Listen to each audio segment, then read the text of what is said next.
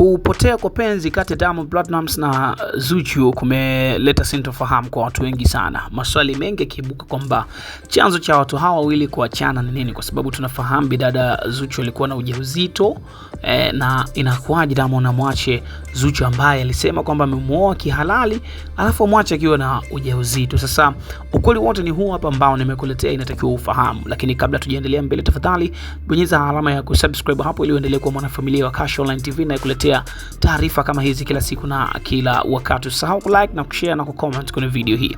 Sasa Diamond Platnumz tunafahamu amekuwa akiendelea na retro tour Tanzania nzima. Ni tour ambayo ameendelea kuifanya nchini kufanya show zake mikoa mbalimbali.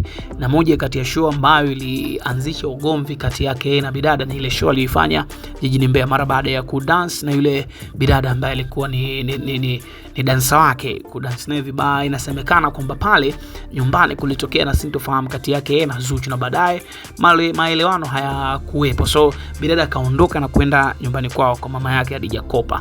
Sasa Hadija Kopa mpaka sasa hajatoka kusema haswa ambacho Zuchu alikisema, pengine ambacho kimekuwa sababu kubwa ya hawa watu kuachana, lakini ni kwamba sababu kubwa ilikuwa ni hiyo mambo ambayo ameyafanya Diamond Platnumz. Anajiachia sana huko Leto Tour. Tunafahamu Zuchu wazunguki naye, na hii ni kutokana na hali yake bidada ambayo yuko nayo, ni mjamzito. So kutokana na hiyo hali bidada ameendelea kubaki nyumbani, na hicho kitu kinampa huru Biggie, yani Diamond Platnumz, ambaye ameendelea kufanya vitu vya ajabu sana huko kwenye show zake. Sasa nikasema nikuletee hiki ufahamu walao, kwa sababu kuna taarifa nyingi zimekuwa zikizunguka kwenye mitandao ya kijamii zikionyesha hawa watu wawili kwa namna tofauti, wengine wakizungumza haya, wengine wakizungumza yale, lakini inasemekana chanzo kikubwa ni namna ambavyo Diamond Platnumz amekuwa akibehave vibaya anapoelekea kwenye tour zake mikoani na kumwacha bidada. Tunafahamu wanawake sometimes huwa wanawekaga maspy kwenye sehemu, unaweza ukakuta unajiona uko free, lakini kuna watu ambao wana kupeleleza siri. So nadhani ndicho ambacho kimetokea kati ya Diamond Platnumz pamoja na Zuchu. Sasa niambie wewe umefahamu ama umesikia nini kuhusiana hii kapo? Tafadhali dondosha maoni yako kwenye sehemu ya comment hapo.